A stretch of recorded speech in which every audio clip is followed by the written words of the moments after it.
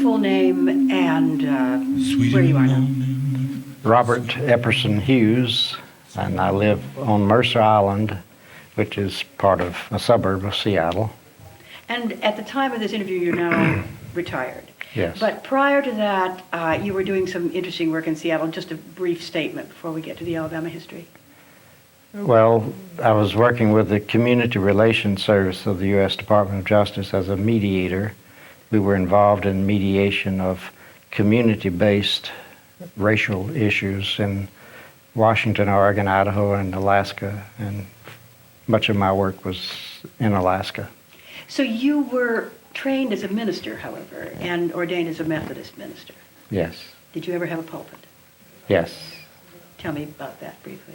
Well, that was in Rockford, Alabama, my first assignment, and was for 1 year. And it was intended to be a longer period, but it was only from 1953 to early 54. And then I began work in the area of race relations. And you then came and founded the Alabama Council on Human Relations. No, I didn't found it. It was pre-existent, and as the Alabama division of the Southern Regional Council, it was a very small biracial organization that had been in existence for several years. I don't know just how many, but it was the Southern Regional Council was headquartered in Atlanta and had 12 state affiliates scattered across one in each state. And typically, like the one in Alabama, it was an organization that met once a year. And in case of Alabama, at Alabama State College, which is the only place that legally they could meet without being interfered with. Meaning blacks and whites. Right. And around 75 members would meet together once a year for the purpose of discussion and dialogue, and to hear speakers that were regarded as authorities in this subject. The subject in this case meaning better race relations or desegregation? What was it? Improvement of race relations would probably be the key term for this early period, say prior to 1953 in any case.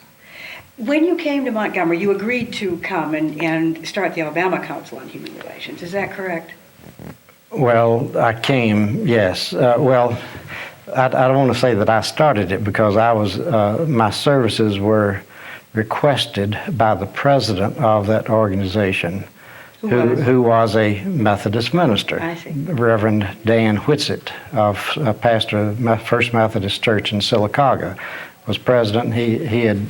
We'd had contact over the years. I visited the Alabama division of the Southern Regional Council annual meetings with him, and along with my wife, and down in Montgomery. And it was after such contacts as that he was instrumental in asking the bishop of the Methodist Church for the North Alabama Conference, of which I was a member, if I would be willing to if he would be willing to appoint me to a special appointment outside the structure of the church to work in this new area that was just being opened up with the Alabama division of the Southern Regional Council. Was there any question within the Methodist Church? I mean, because obviously as this interview goes on, we'll talk about some of the conflict there, but at that time, did the church have any question about you stepping out and going into race relations? Because that was a difficult time for whites. No, I think it would probably have been consistent with a certain attitude of tolerance that may have been prevalent in that particular period, early 50s. That did not result in overt opposition to it. For example, the Southern Baptist Convention's state senate, I believe it was, in Alabama, in about 1953-54, went on record, if you can believe it, at that time, as favoring desegregation. And just a short time later, that would have been inconceivable. But anyway, the Methodists were Part of probably that. less conservative than the Southern Baptists on most of these issues, but anyway, there was no particular overt opposition to my being assigned to this work, because 2/3 of the conference of the North Alabama Conference membership had to vote to approve my appointment, as well as 2/3 of the cabinet, the bishop's cabinet, and the bishop himself, of course, had to approve it. So you came to Montgomery then, you took the job, and Yes. you what? Sought out people of like mind to form an organization. Tell me a little about that history, because it was there that you met King, Dr. Martin Luther King, and you began working together.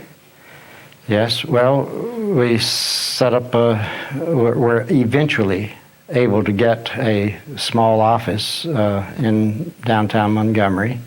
This was not without problems, however.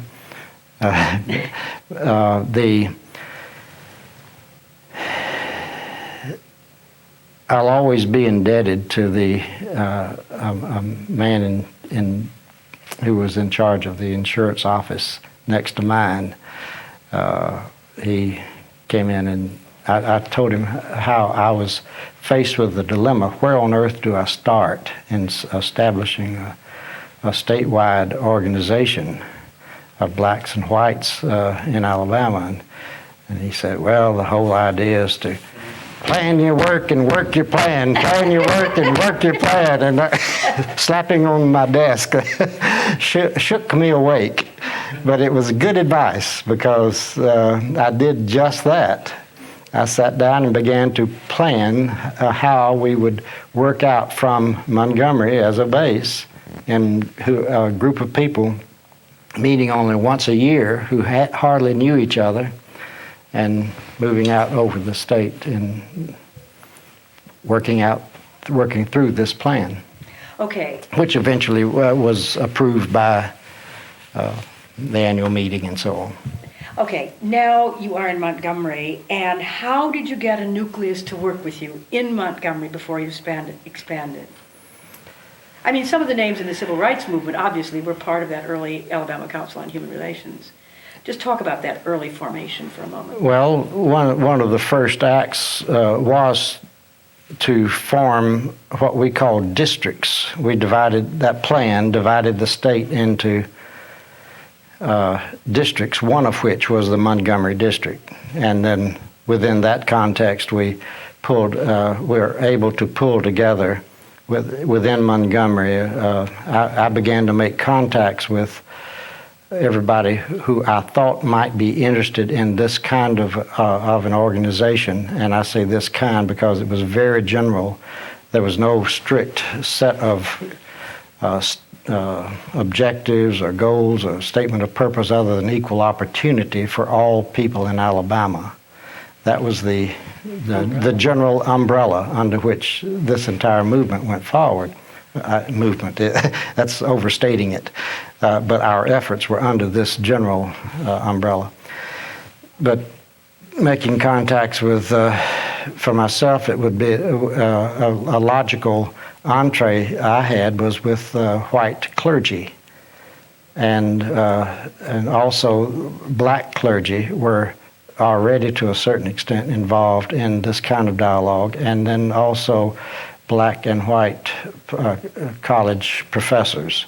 That was sort of the nucleus of that Montgomery group, and it was in this connection that I met Martin Luther King, who also was just starting out his ministry, had just been called to Dexter Avenue Baptist Church. And it was more or less to recruit him, really to establish contact with a fellow minister first, and then that later evolved into asking him and asking if he and Coretta would be interested in participating in this little organization, that we would be a meeting that we'd be holding out at Alabama State College in a short period. And they were immediately very responsive. But that's along with Ralph Abernathy, Ed Nixon, NAACP president, and an assortment of white persons, largely professional persons, a couple of state government employees, and so on. But it was. We convened together. I was the convener, actually, of the meeting, and trying to immediately get myself out of the position of convener into the hands of local leadership. And I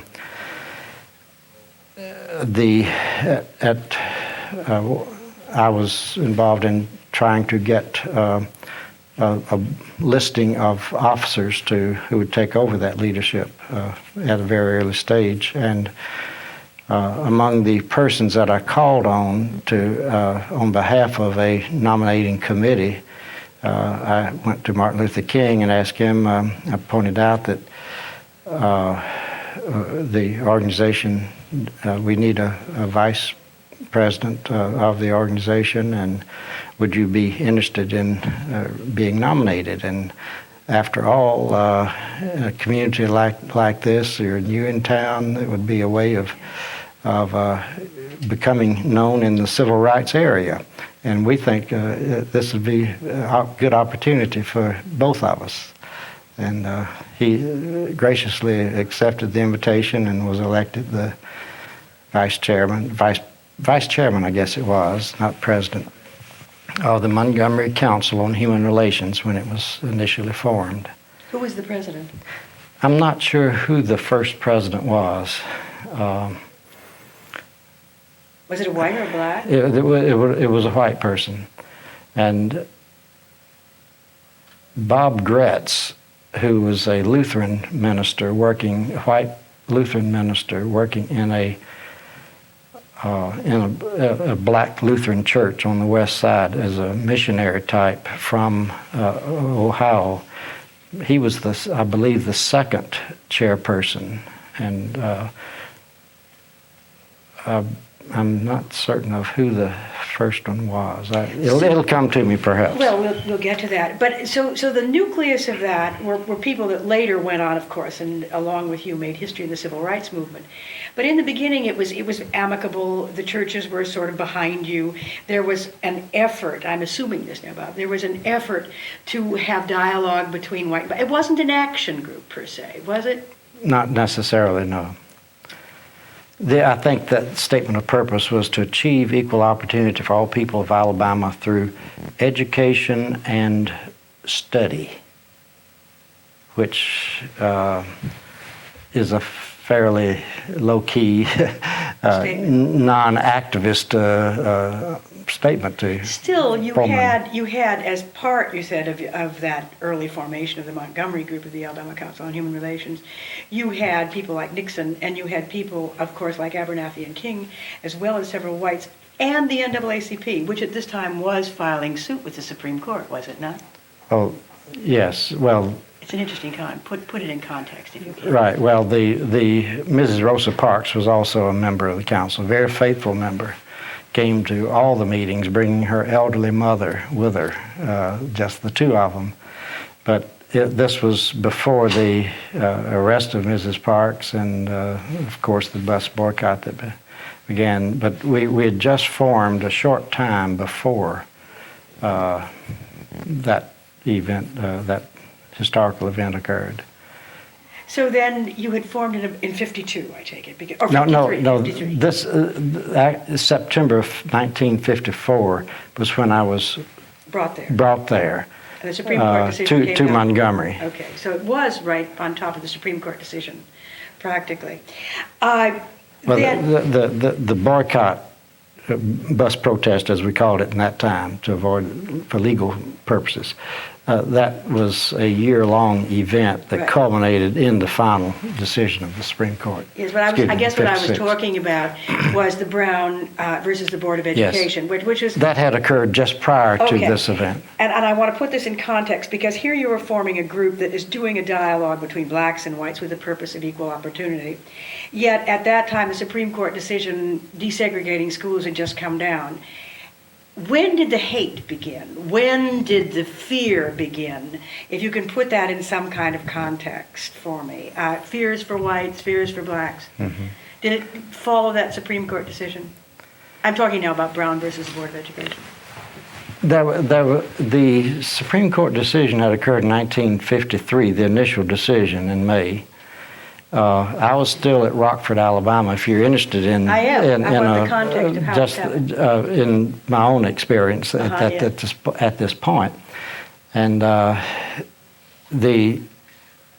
was assigned to Rockford, a small county seat town of 300 population, a 4-point circuit in the Methodist Church. Anyway, on the date that this occurred, the Supreme Court decision came down.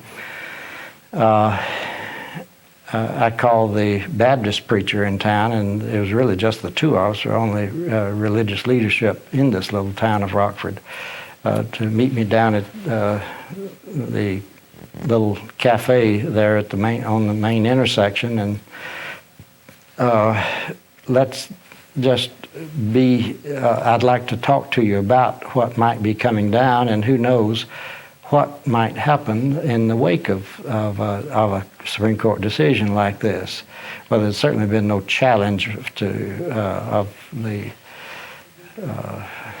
white position or the segregation or anything like that in the little town of Rockford, but it was a matter of, in the event that if anything should occur, maybe as religious leadership, we had a responsibility, as vague as that. And anyway, he was willing to talk about it. But from that bare beginning, that night, that hot spring evening, as I remember, he didn't know what to make of. He probably didn't know what to make of me, asking him to meet for this kind of a general purpose. But shortly after that, I attended the district conference of the Methodist Church, the Sylacauga district, not the Alexander City district conference, where ministers only meet once a month. And at that meeting, I brought up to this group of white Methodist ministers meeting up at Alexander City in the Methodist Church there. As a group, I would guess, around between 20 and 25 clergymen.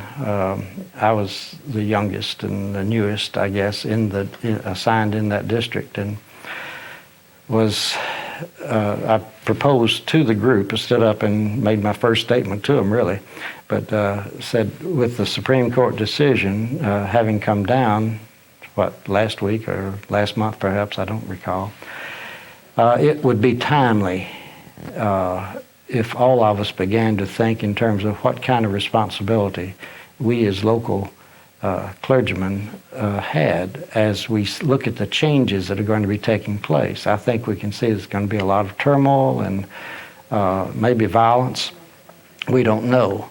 But I would suggest that each one of us should take the responsibility of us identifying and contacting black leadership in our communities and meet with them for the purpose of establishing communication with each other, and to try to work out understandings about how problems would be addressed jointly.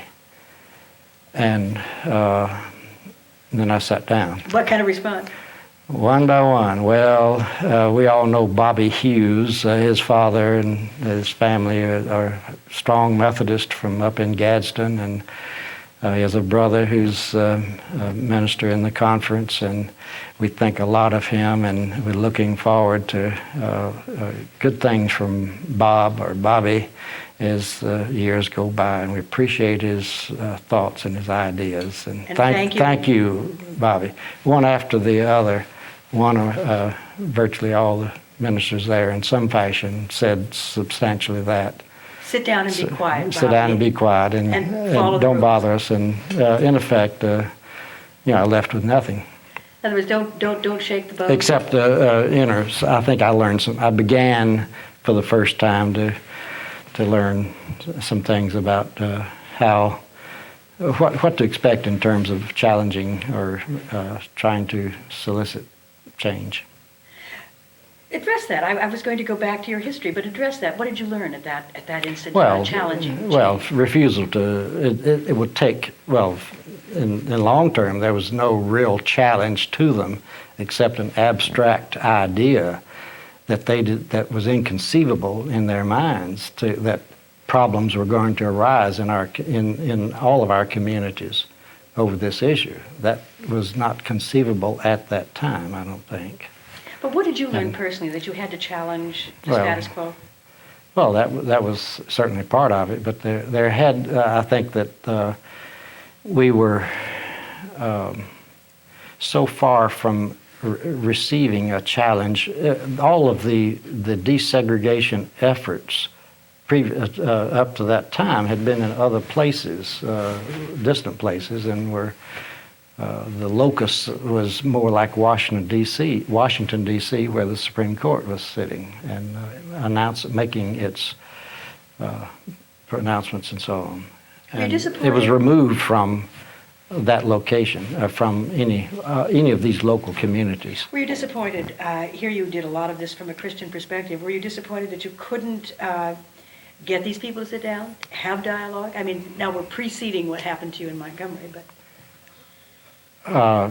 yes, I was deeply disappointed. But as I look back on it, I don't know why I should have been expected anything else. Okay. And I went back to Little Rockford and began to make such contacts as best I could. But were you rejected? Is that the beginnings of where people thought you were a little bit strange? Perhaps, yeah. But I don't think it would have.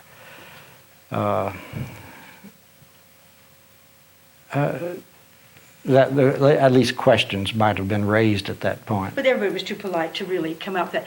Bob, certainly your history... I think other things may have intervened to make me more acceptable than otherwise. I was the first young minister that this church had in many years. Elderly retired ministers were the only pastors they had, and they didn't know what to make of this young fellow with these new ideas and preaching in sermons about race relations in a way that they'd never heard. And they didn't leave the church because of it? No, not really. That's interesting. Yeah. Let's go back to how your attitudes even arose, and then we'll zip forward and talk more about what happened when you were here in Birmingham and your involvement in the Klan's opposition to you and so forth. But the Hughes family founded Gadsden.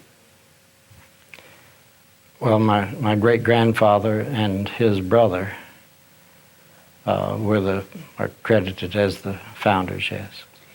Your great-grandfather was a slaveholder? Yes. Fought in the Civil War?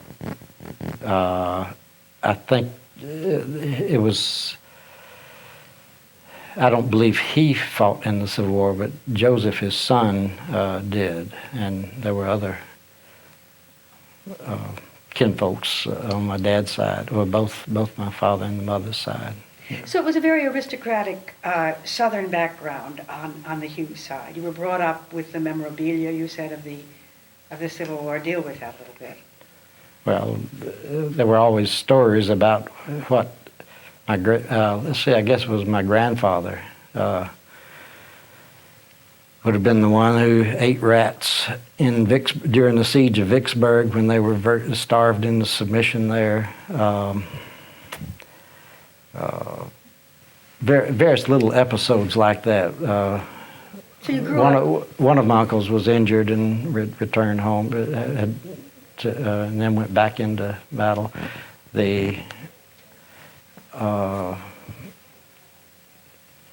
the story of Emma Sansom. This is all, I'm going into more detail, but anyway, the heroine of Gadsden, historical heroine, was a young woman in her late teens, Emma Sampson by name, who when General Lee was chasing straight through North Alabama, not General Lee, One of the generals. one of the generals. Forrest, of course. General Nathan Bedford Forrest was chasing General Strait through North Alabama, and General Strait had the bridge burned across Black Creek that divided Gadsden, and so Emma Sampson hopped up on the back of General Forrest's horse and said, I can show you the way to the ford. And she took him off in another direction across the river and the creek, which was swollen, up north of the bridge site. And bullets shot, her dress was ripped with bullets.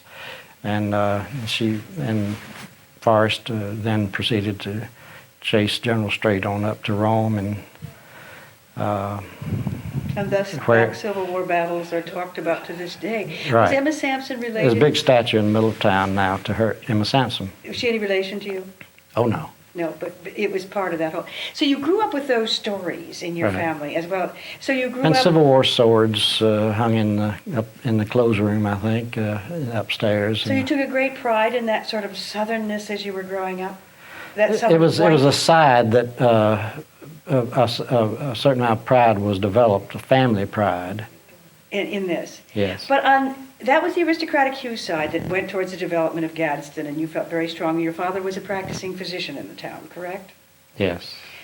On your mother's side, she came from Ensley, and hers was not the aristocratic background, but instead they were laborers.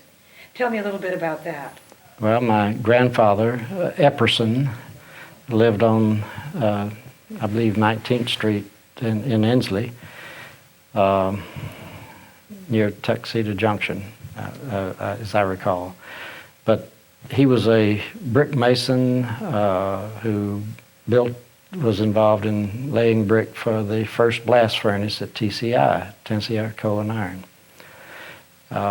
And his sons, stepsons, were all involved in, say, laboring situations, and then organized labor a little bit later. I know one of them, Leslie Case, was a stepson, but Leslie was one of the officers of United Steelworkers, I believe. So your mother was the first person, you said, first woman to graduate from Ensley High School. Yes. And graduated. In the class that included women, as I understood it. And she went on and was Phi Beta Kappa at the University of Alabama. Right, and in the first class with women from the University of Alabama. That's fascinating. So in your growing up, you had these two, if I could dare say this, two trains of thought, I guess, coming into helping form you what Bobby Hughes ended up being. Deal with that a little bit. I mean, here you were brought up with a sense of pride as a son of the Confederacy, with a good heritage there, and yet at the same time there was this kind of humanism that you saw on your mother's side. Not to say the other wasn't necessarily human. Talk about those two. You said your mother was a mitigating circumstance and helped you. Well, I'd say my father was never. He was a person deeply oriented in service as a country physician. So there was that humanity, and of course his practice involved treatment of blacks and whites. But the social values, I would say, of there was never any sense of challenging or questioning segregation or racial practices that I can remember in my early childhood. I would say that the values that my mother represented, sensitivity to any sense of equality among people, without specific application necessarily to race, just acceptance of people on an individual basis, and warmth there that I seem to feel that probably shaped my own outlook to apply it specifically in the area of race. How did you... Eventually, Eventually. So you say when you went to the University of Alabama in undergraduate work, did you? yes. Okay. Were you active in the Methodist student organization, these kind of things? You came from a very religious family, a practicing religious family, and that colored your views. Is that correct? Yes. I always heard the story of my great-grandfather giving the land that the First Methodist Church in Gadsden is built on. As a founder of the city, he had large tracts of land that he allocated to different purposes. So anyway, yes, we were strongly involved in certainly the Methodist Church. And then when you went to Alabama, is that where you made the decision to go into the ministry? No. Deal with that a little bit. Well, just to get some of that history. Actually, I went to the University of Alabama during the war. I went, entered in 1945 while war in the Pacific was still going on. But throughout high school, I was aiming at working a military career, reflecting the spirit of those times, and actually had an alternate appointment to West Point. And was looking to preparing to go to West Point as a military officer, and then when I got into the University of Alabama and peace came, I began the United Nations began to form and so on. I made a change over toward international relations, and international diplomacy was much more attractive than a military career, and so I majored in political science and took, I think, a couple of quarters of graduate study in political science, but was experiencing inner turmoil, spiritual turmoil, I would say. And Well, explain that a little bit. Deal with that a little bit. well, I never felt that this was. I mean, it always seemed to be a question that grew over a period of time. By the time I was in graduate school,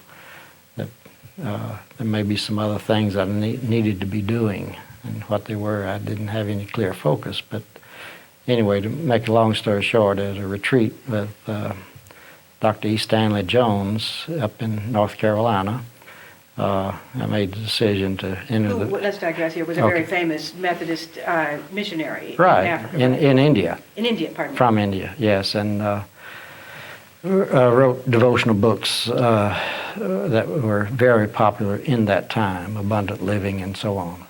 But anyway, it was under, I guess, the precipitating influence, or the culminating influence of Dr. E. Stanley Jones, that I made this decision and decided to enter the ministry. And Dr. Jones arranged for me to, a month later, enter seminary, Emory University in Atlanta, Georgia, the Methodist seminary there, where I was for the next 3 years.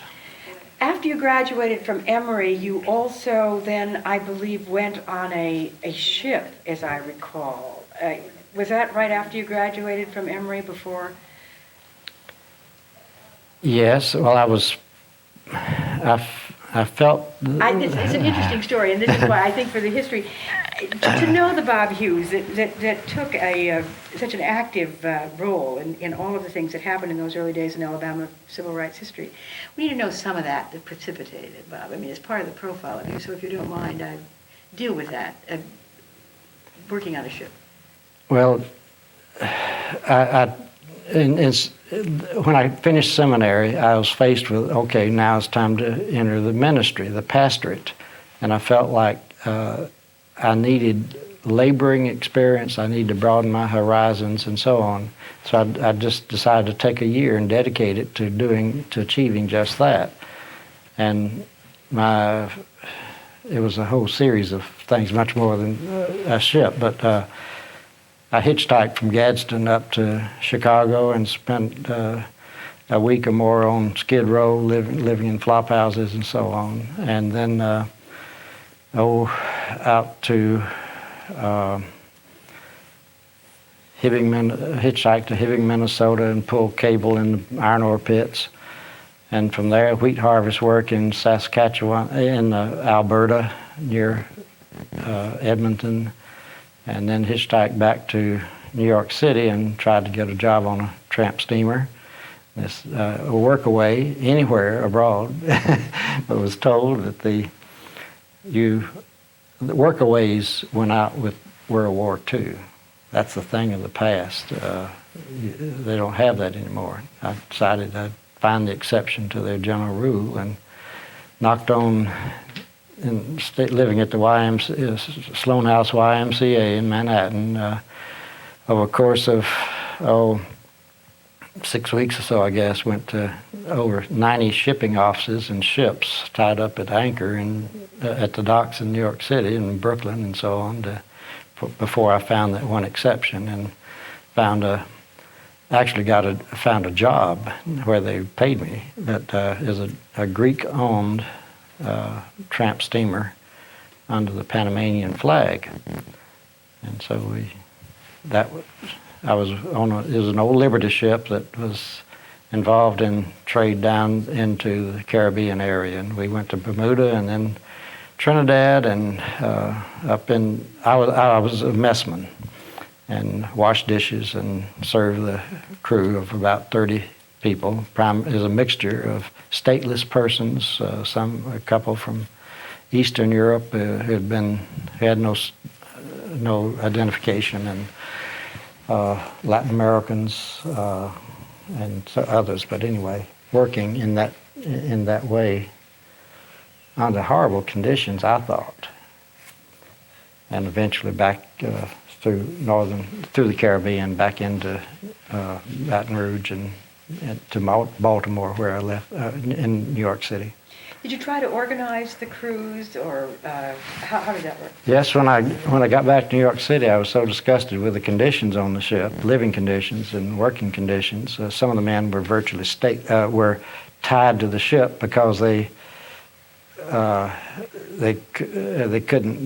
were not released from the ship. Anyway, I went to the Panamanian Seamen's Union and offered my services, and became an organizer for for the Panamanian Seamen's Union in New York Harbor. And in that way, I went on to all the Panamanian flag ships that would come, as many as I could get to, Panamanian flag ships, to meet with crewmen and to sign them up as members of the union. And my eyes were really open to conditions. I didn't know how well off I was on the ship that I was on, but when I got onto this, the people who were, it was literally it was a form of indentured servitude, I guess you'd call it. Shades of slavery. Yes. Seamen, say, recruited in Greece or Italy or other places in Europe. The ship then would enter the American market, sailing between American ports and say Latin American ports, for example. But when they would sign on, the captain would ask for the seaman's papers and their passport, and he'd put them in his safe for safekeeping. And they would go back to Europe only maybe once a year, and he would return those papers and so on only when he was ready to release the crew. And if they jumped ship in Maracaibo, Venezuela, or someplace like this, they were stranded. In fact, one man on our ship did just that, and immigration in Venezuela picked him up and flew him to La Guaira, where they put him back on our ship. Anyway, these were the conditions that I was concerned about when I got back. And so you didn't. How long did you stay with that? Oh, it was several months. I also went to the State Department Shipping Board, the Coast Guard, International Labor Organization, I guess it is, of the United Nations, everybody, and also a newspaper, but also trying to focus attention on what I thought I had just stumbled across, but it was See, a lot of American money was involved in these runaway fleets, as they were termed. But I couldn't get any interest. And you couldn't fight in the it. establishment. Right. It's too I mean, it was, I did what I could, but nobody seemed to be particularly interested. So you came back then from that, came back to Alabama? No, well, after that I began working at the United Nations as a guard in the security section in one of the first early General Assembly sessions. And that was, for a couple of months. And then after that, I got another job on a workaway to a Norwegian flagship to North Morocco and to Italy, and where I left the ship on by prearrangement and hitchhiked up to Geneva, Switzerland for World Council of Churches ecumenical student conference or course in ecumenical theology. And then after hitchhiking around Europe and England, then got to work away on an American flagship back to New York, hitchhiked back to Alabama, and began to my first Methodist conference and joined the North Alabama Conference at that point to receive my appointment to Rockford.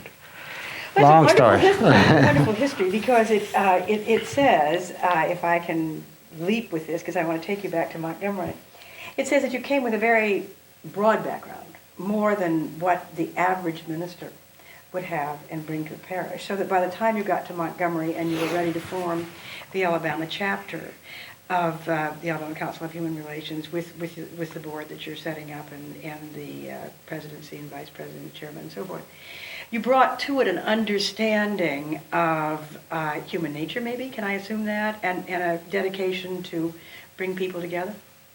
Is that part of the motivation? Well, the beginnings of understanding, I guess, of some of the... I'd done some student organizing around social issues in seminary, however, racial issues, in fact, earlier. So it didn't all come out of that one year. What turned the tide for Bob Hughes to see this injustice and want to go and take action? You said you did it even in the seminary. Is there one single event, or was it just an ongoing? It was a gradual evolution, I would think. Let's go back to Montgomery. Interspersed with opportunities that could have come to anybody. But not everybody did it in the same way. Not everybody would take advantage of it in the same way. Well. Or learn from it in the same way. That's an editorial opinion that I'm not allowed to put on this. But going back to Montgomery, you now have a nucleus for the Montgomery chapter. Is that correct? And you are meeting. What happened? And you consistently meet in Montgomery with your group in Montgomery? How often? Yeah, well, it was usually once a month. But at the same time, though, I was doing the same sort of thing in Birmingham, Tuscaloosa, Tri-Cities, Mobile, Tuskegee, and Selma. Dothan. These were part of the districts that we set up, and what I did in Montgomery first was, as soon as we got started, got a group together, then I was working in these other districts as well to do something of the same. To work your plan, to make your plan. What was the statement again? Plan your work and work your plan. Okay, you're working your plan very well.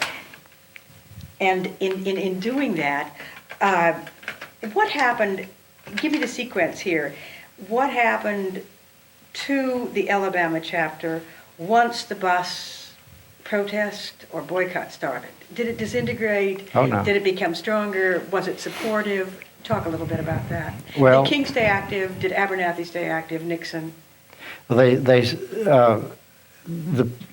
know that Dr. King and Mrs. King, they remained active as they could, but Dr. King soon was so overwhelmed with leadership and traveling throughout the entire country with tremendous demand. I mean, they During were... the boycott. Yes, and from that point forward. But they maintained their membership as more than just regular members. They were sustaining members, as I remember, which is a generous level of membership. And the council itself, there was, I don't recall specifically people dropping out of it because, say white members. If anything, it grew somewhat in that initial period of the bus protest. I think many of us felt that something big is taking place here. This is black and white, and we're looking for ways in which to assist and become to contribute to the success of something that's very significant and important historically. And I don't recall, say, whites questioning what was going on. I think it was all very understandable. One of the things I tried to do was to interpret what was going on through our newsletter throughout the state and to news media that somehow got my name, and I was under tremendous pressure of having to give interviews and so on at a time when I needed to be doing other things.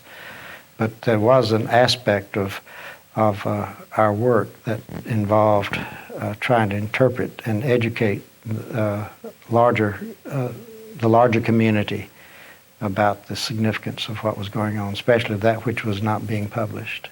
For example, that which was not being published? Oh, well, during the boycott itself, that was pretty well publicized, but at the same, you have to understand, we were talking earlier about how this kind of a benign attitude toward race on the part of the white community seemed to permeate most of the state.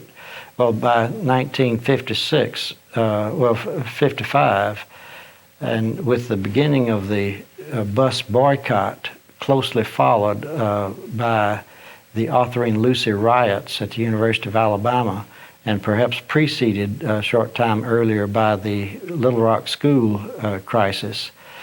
All of these combined in Alabama to produce a state of, on one hand, well, tension, racial tension, and I'd say it would have been statewide, and that is the. Many things were happening in places like Tuskegee, for example, that weren't being publicized, and this was one of the things that I was intent on getting out as well. Did the opposition to you Selma. Personally start at about that time? Or am I being unfair in saying that? I mean, there was a turning.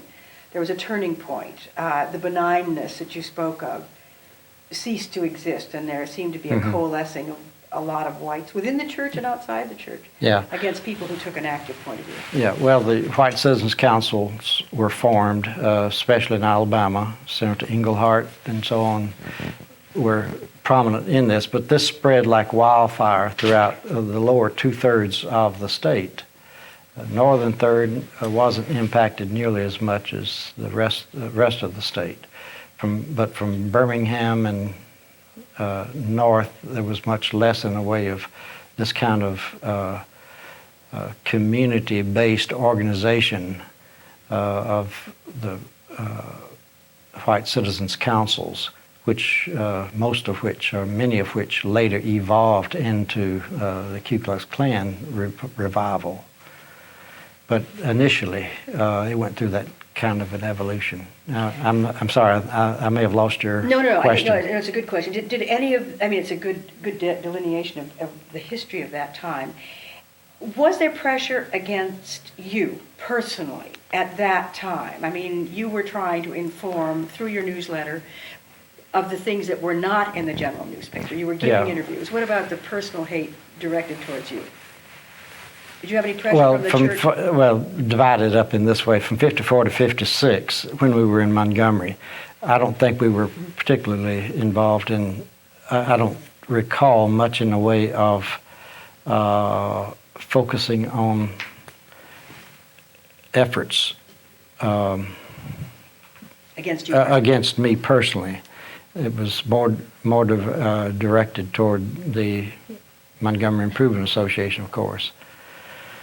And there would be the odd harassing kind of phone call, that sort of thing. But toward the end of 56, one of the things I did first off when I went to Montgomery was to ask, I wanted to be able to rent an office that where there'd be no question of if I wanted a black secretary, for example, but would be no problems. And whenever I'd raise that, then I wouldn't get any space. But I did get one space. And actually, we never got to the point of hiring a black secretary. But because of our general work, then we were not able to renew our lease in the office space that we had in Montgomery. So we faced the question, do we go to another location here in Montgomery or elsewhere? And my feeling was that Birmingham was which had begun to experience the dynamitings, the bombings. There was a whole series of, at that point, something like 23 unsolved bombings, according to Emory Jackson of the Birmingham World, who cataloged all this. But we felt that there was much more serious tension building and problems that were coming to the surface in the Birmingham area than Montgomery. Montgomery is in good hands. Birmingham was much more wide open, and therefore we ought to put the office in Birmingham to be closer to this scene. And so in 1956, we did move the office up here.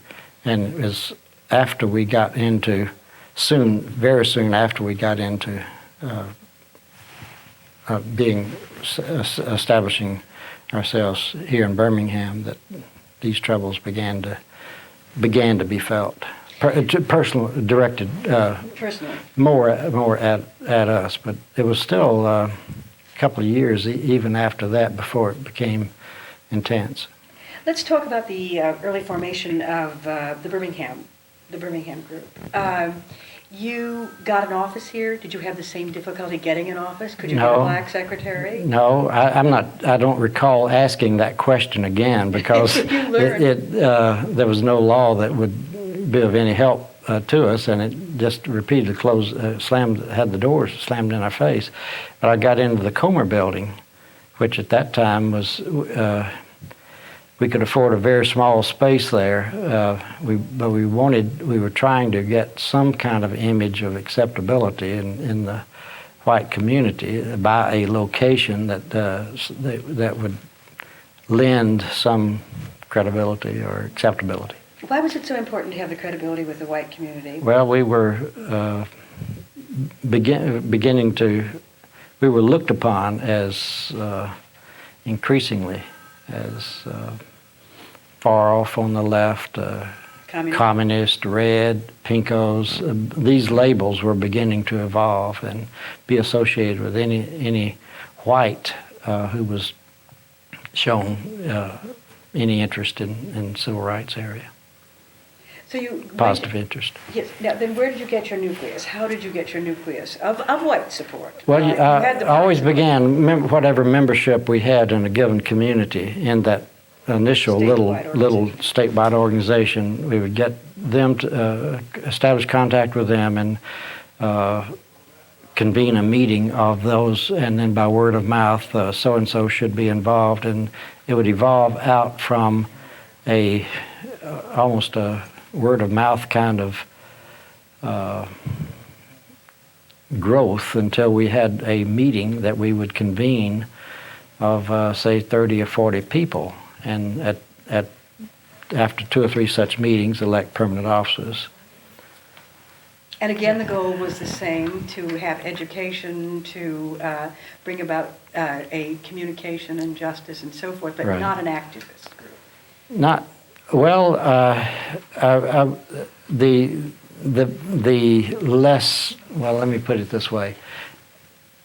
I didn't mean to imply earlier Excuse me. that the lack of activism permeated the entire organization. For example, during the Montgomery bus boycott, the Alabama Council sponsored meetings for blacks and whites, but where role plays were conducted in churches, black churches, but where set up a simulation of a bus with seats and I'm sorry.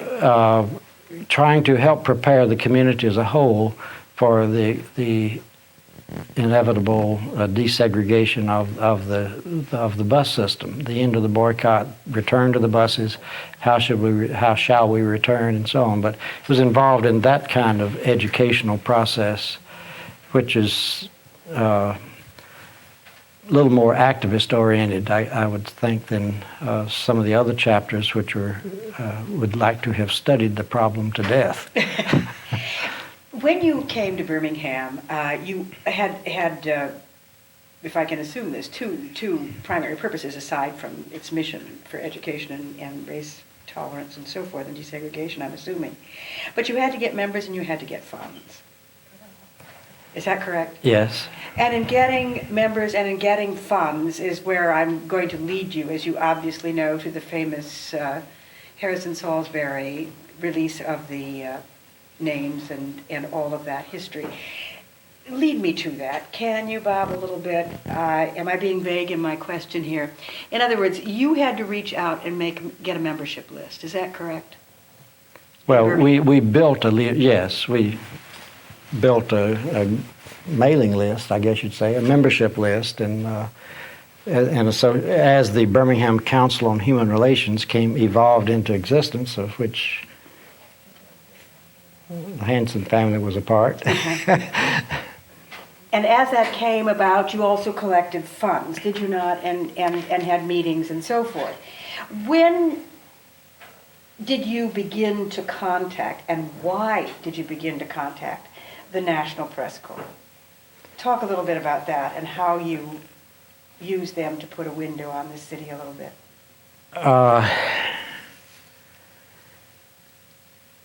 I don't remember specifically how I happened to get in contact with, say, the New York Times. As best I remember, contact was made by Harrison Salisbury directly to me, not the reverse. I did not initiate the contact, I don't think. But I'd been in touch with Peter Keyes of the New York Times during the Arthur and Lucy riots, and so it wasn't so unusual for another reporter for the New York Times to seek you out. To seek me out, because you were willing to speak. I'd been in touch with in various situations throughout the state with outside media. So anyway, he asked me for interviews, and which I gave him, and I gave him as much as I could, especially some of the untold stories of atrocities that had been occurring in Birmingham, that the national public opinion was completely aware of this.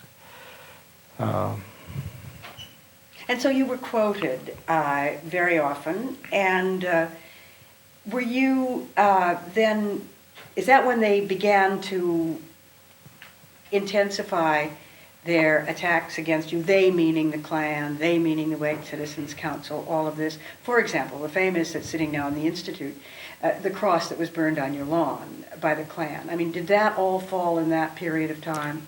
Well, that had occurred a little bit earlier. Okay, let's deal with that. And some of the other things that had occurred, say, in the community where we lived, Cahaba Heights.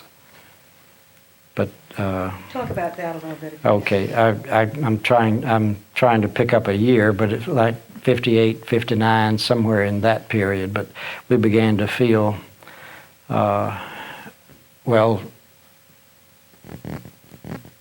the Methodist Ministers and Laymen's Association, which was a white citizens council movement, masked under a Methodist logo, you might say. But that movement seemed, among other things, it took over the control of the lay structure of the United Methodist Church in both the North Alabama Conference and the Alabama Conference. And they took it upon themselves to target myself and my appointment by the North Alabama Conference to this work. And they, in their publications, I believe it was called Truth.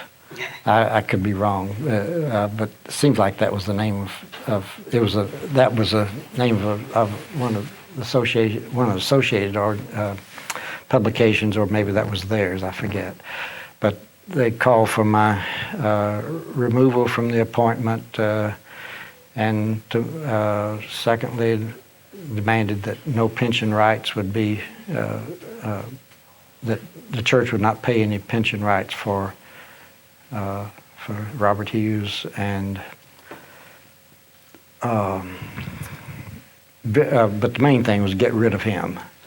Would you like to take time? You can take time. Thank you. Sure, thank you. So in other words, they were building up pressure both financially and emotionally against you at this time. It was starting Yes. to grow up.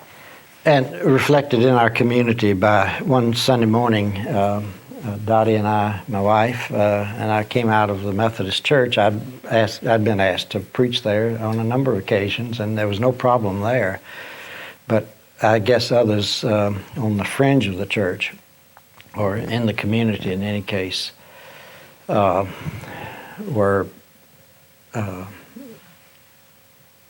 began to be aware of what we were doing and the kind of work that we were involved in, or became concerned about it. But came out of church one Sunday morning, and I remember looking out from the steps of the church, looking out over the parking lot, and on every windshield of each car was a sheet of paper.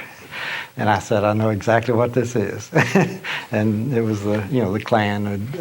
I think that was a Klan piece of literature saying that Robert Hughes, working day and night for integration, has got to be chased off or something like this. So that was the introduction, I think, to really intensifying opposition to the, on a personal basis, to the local community and to the family. So from that hate kind of literature that was going Literature on, first. larger things grew. Threatening phone calls associated with that. And then this is in a period when the Klan was very active, especially in the Birmingham area, but it was throughout two-thirds of the state in any case, from Gadsden south. Every Saturday night, the Klan would ride, and they would go to places in addition to assaults on black families and or these more clandestine kinds of operations. They had a more public face in which they would ride in a cavalcade and burn a cross and to draw attention to someone. Anyway, they've been doing this on every Saturday night in the Birmingham area for a long, extended period of time, for the past 6 months or more, I guess. But Dottie and I were in the kitchen getting the children down to bed, and on one Saturday night, and heard horns blowing out in front of the house. We went to the front door and looked out, or I went to the window looked out the front window, and there was a line of cars with their headlights on, led by a pickup truck that was stopped in front of the house. In the back of the truck was a lighted a cross that was lit with neon, with lights, in the back of the pickup truck, and the cars just went out of sight over the hill. There were so many of them.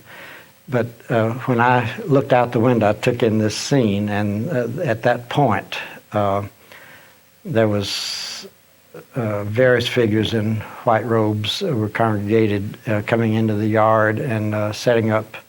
I remember clearly hearing this man through the window, "Put it there," pointing to the ground, about 3 feet in from the curb, and they set up a large cross, and I gather it was burlap wrapped. Anyway, I called back to Dottie, "The Klan is here." And maybe the children had just been put to bed. I believe that was the case. But anyway, I called back to Dottie, and we both went to the front door. And one of the purposes, of course, is to instill fear, attract attention and instill fear on the parts of anybody that they may be targeting. And I was intent that, they would not be seen to succeed in that case with us. And I went down, and as we came to the door, the lead truck, the men got back into the pickup truck and began to drive off, and the cavalcade began to proceed by with robed figures inside, 2 and 3 people or 4 people. Some were hooded, some were not. Some were older, some were children. With their own little Klan outfits. And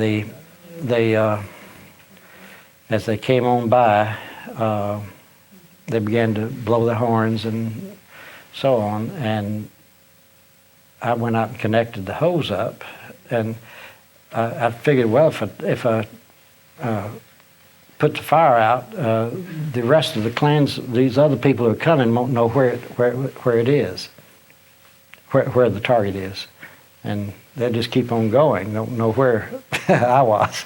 And then I started spraying water on the hose, staying there beside the street, and then I realized, and Dottie came out and was standing there with me in the glare of this cross. We were spraying water on the hose, and I suddenly realized, if we put the fire out, they won't realize that we're defying them.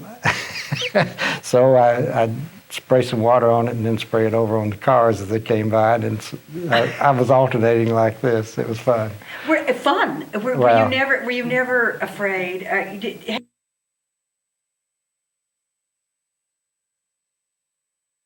The difference between then, let's say, and the militia today that wouldn't take a gun and shoot you. I mean, did that never cross your mind? Well, I wouldn't do this every Saturday night, you understand. Next time they probably would have come back with appropriately armed, or I'm sure they were armed that night, but I'd probably surprised them by how we responded. Did you try to notify the press of what had happened to you? Did you try? Well, I called the sheriff's office that night. And what was the response of the sheriff's office? Who was sheriff at that time? Do you remember? Holt McDowell's name comes to mind, but whether that was earlier that's about right. or that was the same time. And I think next day, sheriff came out. Nobody came that night. But just to tie up that evening, though, the cars went on out, and then one by one, neighbors who had been summoned by horns and everything that was going on began to come out of the houses and come up there to see what this was all about. And there was a kind of a circle. They were basically, I'd say, sympathetic to our friends here who had been victimized by those Klan types, or there would be that kind of a personal relationship that I think that gave them courage to come up to check on things. And one of the little neighborhood boys came up with his parents from a couple of houses down the street, as we were all standing there around the big black smoking cross lying on the ground, still steaming, fire out, of course. This little boy, 4 years old, 5 years old, something like that, holding on to his mama's skirts, said, "Was Jesus on that cross?" What a statement. What a statement. And I told him in a way he was. But anyway, that was the evening. I called Clark Stallworth at the Post Herald, Right. and he was the only really sympathetic print journalist that I knew. And I told Clark, you might be interested in this, and the fact cross burning was conducted out here tonight by a large group of Klansmen. I estimated like 100 or more at least, because I counted over 50 cars and then stopped, and they each had 2 to 3 or 4 people in them. But anyway, I told Clark what had happened, and next day, and I told him a little bit about my wife's background, which you haven't asked about. No, I think it was. But anyway,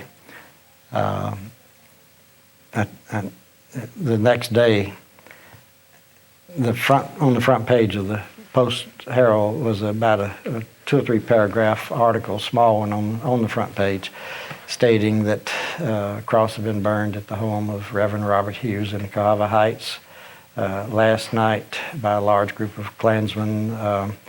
And then the next paragraph, Mrs. Hughes, Dorothy Hughes, the wife of Reverend Hughes, happens to be the great-great-grandniece of General Nathan Bedford Forrest, who founded the Ku Klux Klan. And they put that in the story. Clark put it on the front page of the Birmingham the Okay. Did Post that Herald. generate any national requests for more? I mean, it just sort of was one of those. Did the Klan come back again after that? You had several other harassments, of course, but I mean, of that magnitude. No, the cross burning. There was only one cross burning, and that same group had earlier gone up and burned a cross in front of the Methodist Church, which was about 3 blocks away from where we lived, and burned one there. But there's nobody at the church at that hour, and then they came on to our place. So it wasn't active. That was only. But it such wasn't case. active of intimidation always. I mean, there were. Oh yes. Constantly. I mean, cross burnings, yes. But there was other intimidation, though. I mean. Well, there were periods in which the phone would ring almost constantly at all hours of the night. We had a switch on it, and we had to turn the phone off. Of course, that cut off communication with others, and we had to turn it back on at some times. But there would be, obviously, I think there was a night watchman at some place here in Birmingham that in the middle of the night, he would sit up and ring our number, and then as soon as I'd turn the phone off, say, "Sorry, I can't talk to you tonight," and turn it off. Next morning, turn it back on 7 o'clock or so, and he'd still be there. What was the response of the bishop and the hierarchy of the Methodist Church? And the reason I'm getting to this, Bob, is because this is going to lead us back to the Salisbury articles and what happened to you when you were put in jail in Bessemer. What was the response of the bishopry at that time? Nothing. Well, let me put it this way. The bishop that made the initial appointment to the Alabama Council had retired in about 55, 56 maybe at the latest, Bishop Purcell. And he was succeeded, I guess, by Bishop Hodge. And Bishop Hodge was my bishop from about 1955 or 56 on. He went along with what had been done earlier, that is, in making the appointment. But by around 58, when the Citizens Councils, which had, as I say, infiltrated the Methodist lay structure and was exerting strong influence through that structure statewide, questions were raised about whether or not this work should continue. By 1958, they said, well, you shouldn't be doing this kind of work, or we shouldn't be sponsoring this. You ought to be in the pastorate. There's a great need for more pastors in the conference, and so on.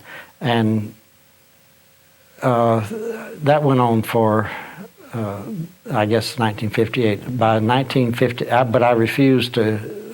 I just said, I'm sorry, I disagree. I have to continue this work. And for 59, it came back again.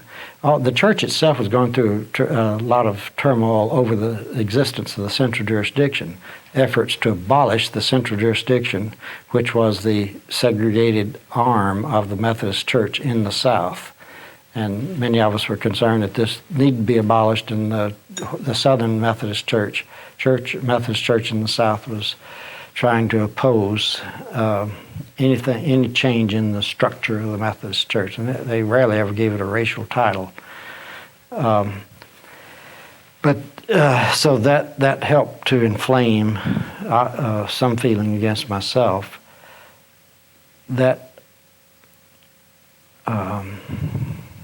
Let's stop right there. That culminated, obviously, in what happened later on. Can I assume that? But let's go back to Harrison Salisbury. Now, you have been in contact with the national press because you have given interviews and so forth. Salisbury came to town, and the famous New York Times article, I believe it was in the fall of '59, where the famous line... More summer, yeah. Yeah.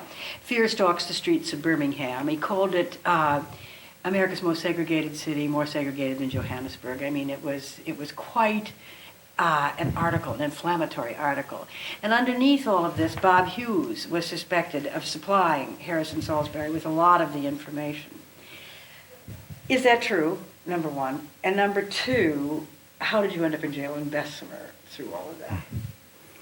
Well, the articles were published.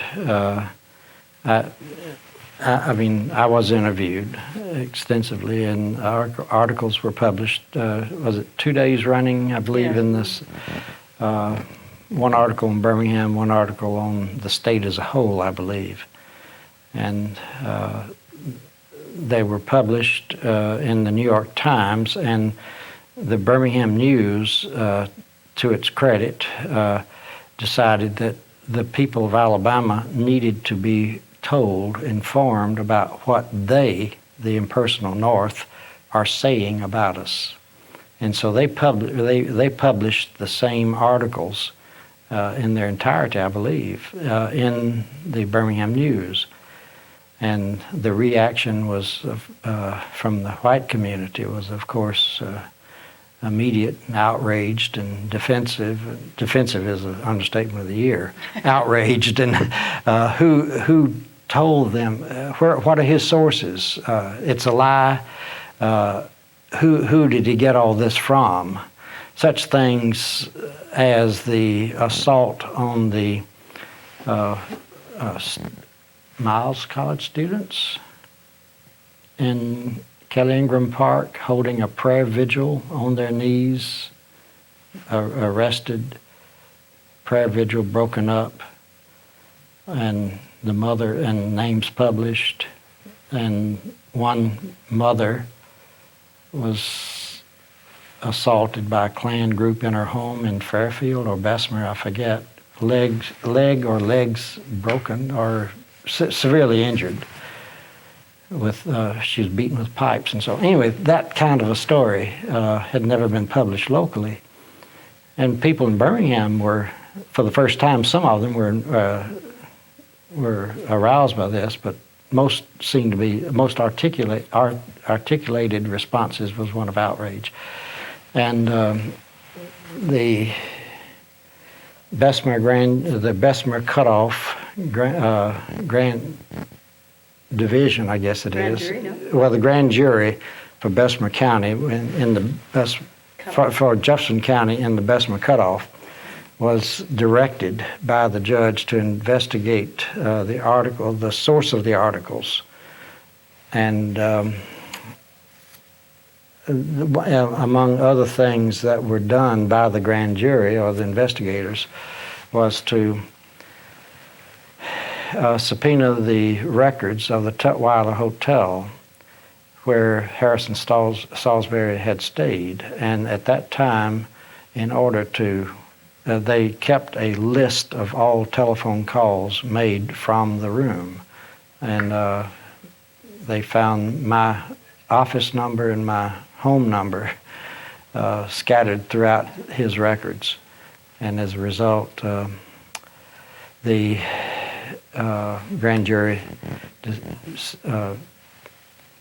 issued a subpoena, and the next thing I knew, a deputy sheriff had come by the office there in the Comer building and had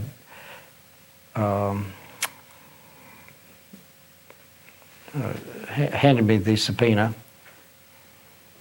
And Stop a minute here. Can we stop here?